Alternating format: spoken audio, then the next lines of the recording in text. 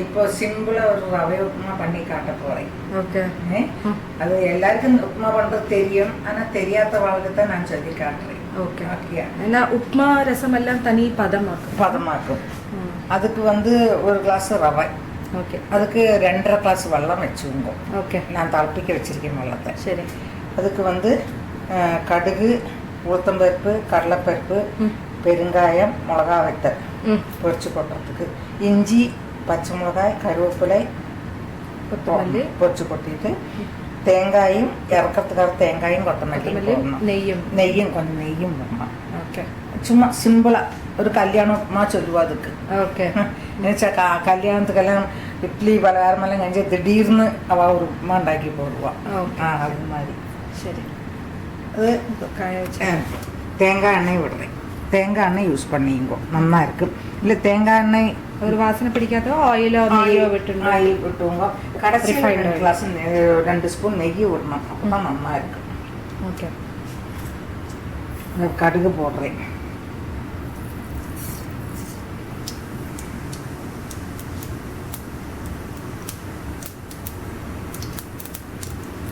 இது வெங்காயம் வெஜிடபிள் எல்லாம் போட்டும் பண்ணலாம்.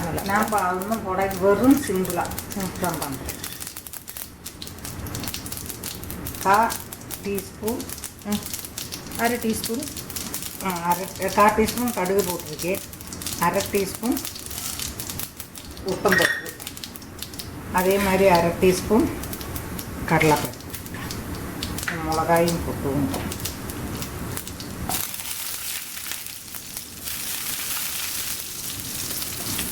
ഇത് ചവന്ത പിന്നെ ഇഞ്ചി കൊത്തമല്ലിയും ഇഞ്ചിയും കറിവേപ്പിലും പച്ചമുളകായും കറിവേപ്പിലയും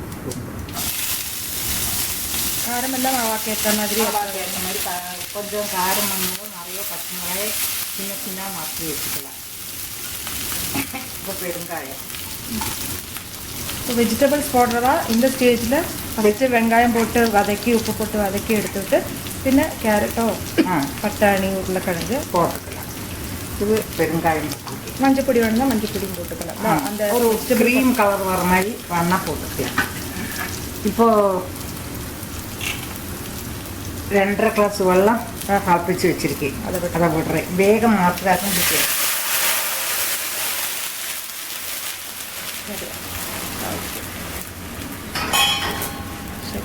இன்னும் அதில் ரவை போடணும். நம்ம போட்டுவோங்க. அதுக்கு வேண்டிய மாதிரி உப்பு போட்டுவோங்க. இப்போ அந்த ரவையை போட்டு வெள்ளம் நல்லா திளச்சுன்னு இருக்கு. திளச்ச வெள்ளம் மட்டுத்தினா வேகம் ஆகிடுது. நீங்கள் மைக்ரோவனில் கூட வெள்ளம் திளப்பிச்சு வச்சுக்கலாம். എന്നിട്ട് ரவையை போட்டு இளக்கணும். இளக்கிண்டே இருக்கணும், கைவிட. ஆமாம், சன்னமாக போட்டுட்டே இளக்கிண்டே இருக்கணும். ஆமாம், ஹையில் இருக்கணும். வேகம் திளச்சி ஒரு 10 நிமிஷத்தில் உங்களுக்கு உப்புமாவாயிடும். ஆறாவது வந்து உட்காந்து கை காலம்பி வரத்துக்குள்ள உப்புமாவாயிடும் வச்சுக்கோங்க. அப்படியே நல்லா இளக்கின்னு இருந்தால் கட்டை பிடிக்காது இருக்கும். வறுத்த ரவையானதால உங்களுக்கு கட்டையே பிடிக்காது. அது நல்லா உதிராகவே வந்துட்டுருக்கு.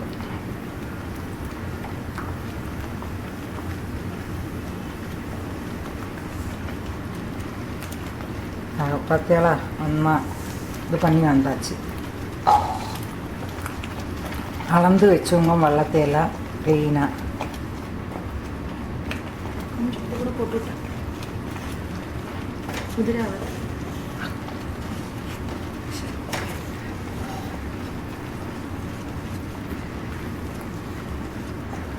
அப்புறம் அது அழகின்னு இருக்கு. அதுக்கு 2 ஸ்பூன் நெய் விட்டுக்கணும். அது இப்போது வந்து தேங்காயும் கொத்தமல்லி 2 ஸ்பூன் நெய் விட்டுருவோங்க. கொஞ்சம் குடி. போரும்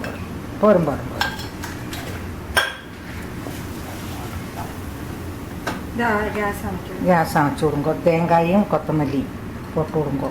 அது அப்படியே ஒரு 5 செகண்டுக்கு அதை அப்படியே வச்சு வைங்கோ. அது உதிராக அறுத்து காட்டுறேன்.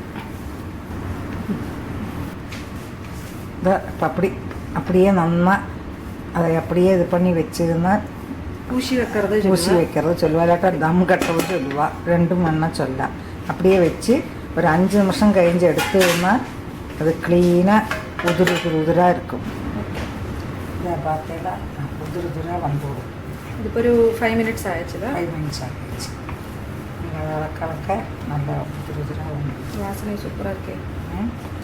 வாசனை அதில் இஞ்சி அந்த இதெல்லாம் ஒரிஜினலாக உள்ள அந்த ஒரு வாசனை தான். வேறு நம்ம ஒன்றும் போட்டல.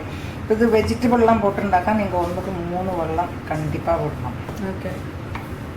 அந்த வெஜிடபிள் வேகிறதுக்கு வேணும். அது கொஞ்சம் தளகத்தான் இருக்கணும். அந்த உப்புமா எலுமிச்சமாக புழிஞ்சி வெஜிடபிள் போட்டு வாங்குறதுக்கு அது கிச்சடி சொல்லுவாள். அதுக்கு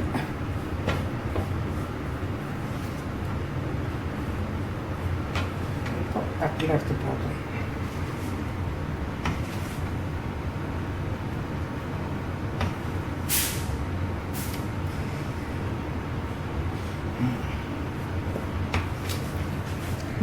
இப்போ சாப்பிட்டு பாருங்க, ரொம்ப சூப்பராக இருக்கும். சட்னி, இப்படி ஊறுகாய், மாங்காய் தண்ணி ஏதாவது போட்டுட்டு சாப்பிடுங்க, சூப்பராக இருக்கும்.